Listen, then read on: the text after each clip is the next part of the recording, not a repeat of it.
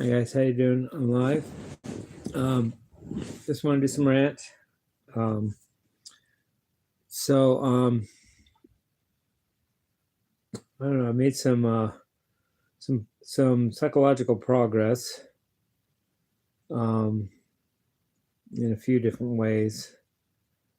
First of all, it finally dawned on me that my dad's not going to hit me, and he's been dead for 9 years, and it just now dawned on me he's not going to hit me. I've been hit by him so much, but at least that did dawn on me. Also, it hit me that I'm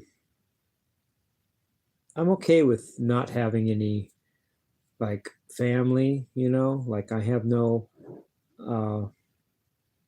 blood relatives, but that also means I'm free from a lot of the ties that people have that I'm kind of glad I don't have. So that there's a yin and a yang to it, and I just accept that people are. It's great for people to have that family connections and stuff, but I accept that I don't, and I'm good with that, In fact, I think I'm happy about it. I think it makes me feel freer and happier not to have to be weighed down by having someone that looks like me in my life. Think I'm very happy and content with not having that. So there's that. I want to mention a couple fun facts that I just learned like recently. I never thought about this. In fact, I probably should have thought of this, but I didn't. Someone else did, but I read it. Did you know that Neil Armstrong spelled backwards is some name Mr. Alien? If you take Neil A backwards, it's alien. So Neil Armstrong spelled backwards is some name Mr. Alien. I think that's funny. It may even be designed that way. I don't know. Maybe a setup. It may be an inside thing, but maybe just coincidence. I don't know. I think it's funny. Neil A, as in Neil Armstrong, backwards is alien. I probably should have thought of that myself, but I didn't. And here's another fun fact. The number 82, then 81, then 80, then 79, and all the way down from 82 all the way down to 1, if you count and make it one big number, is a prime number. I did not know that until recently. So 82, 81, 80, 79, 78, 77, 76, etc., all the way down to 1 is a prime number. So I think that's cool. I like little fun facts like that,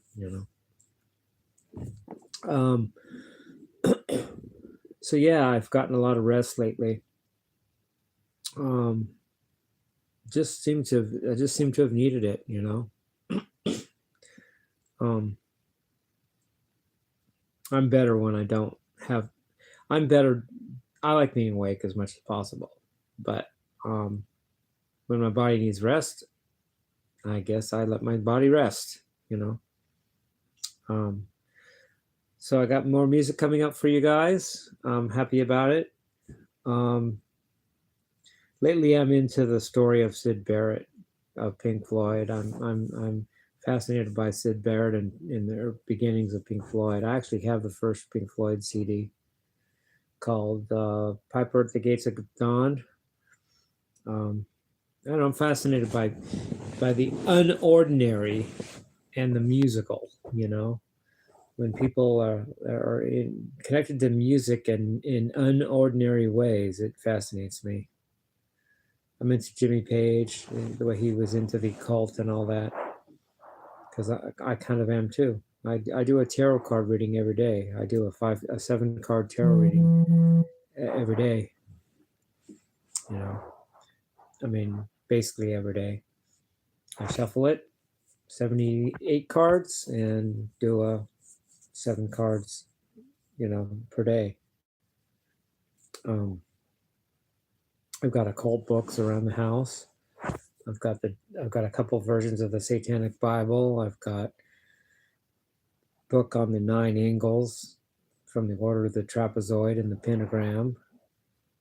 Comes from the fact that if you take an upside down pentagram and it could be right set up too, and then put a trapezoid around the 3 and the 2 points of the pentagram, you get a trapezoid, and that makes 4 angles, plus the 5 angles of the pentagram make 9 angles, and there's cool mysticism behind that. I've even collected, I'll show you guys one of these days maybe, I've even collected random pieces of metal I find on the ground that happen to have the exact angles of those angles. Not just, wow, it just happens to be, I think I showed you guys once, I found an Allen wrench that was like at an angle, an obtuse angle. I brought it home. It's exactly equal to the angle of the obtuse angle, one of the 2 obtuse angles in the trapezoid. Exactly. So I keep it, kind of a good luck charm or something like that, I've got 6 pieces of metal, and they all match the angle. It's one of the types of angles of the 9 angles, exactly. And I just keep them for, like, good luck charms. I don't know. I'm just fascinated with the occult. I'm fascinated with Led Zeppelin and the way what caused Robert Plant's car accident and all that, and I'm fascinated with the Rolling Stones, how they had a clock that went backwards. They actually had a clock that told time counterclockwise. Hands moved counterclockwise, which I find fascinating. And I find it fascinating that some of the musicians live so long, like as if they made a deal with the devil or something. Keith Richards, Mick Jagger. I mean, are they ever going to live to be a couple hundred years old? They made a deal with the devil. I don't know. It just fascinates me. And anything else about that I want to say while I'm talking to you guys? But having said, I don't have family, but I do have fans, and like I say all the time, my fans are the closest thing I have to family. And I think my fans are more important to me than they would be if I had family behind me. If I actually had family as well, I give the fans a more direct and personal energy, I have a feeling, because I don't have family, than I would if I had family. So I kind of like it that way. I kind of like my fans knowing that they're number one for me. You guys are the closest thing I have to family, and I kind of like it that way. Anything else while I'm here?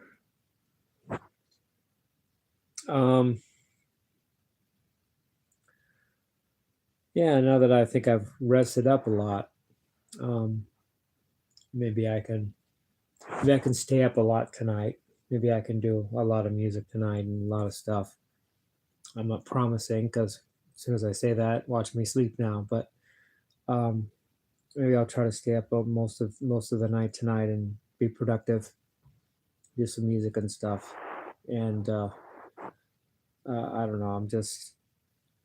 I'm not a fan of sleeping my life away. It's just that my body seemed to need that sleep, and I let it have it. I just let myself get to sleep. I guess I needed it. But in my Aspie monkey brain, sleeping is wasted time. I don't see any direct result from it. All I see is I just spent my time laying in bed. I'd rather be productive,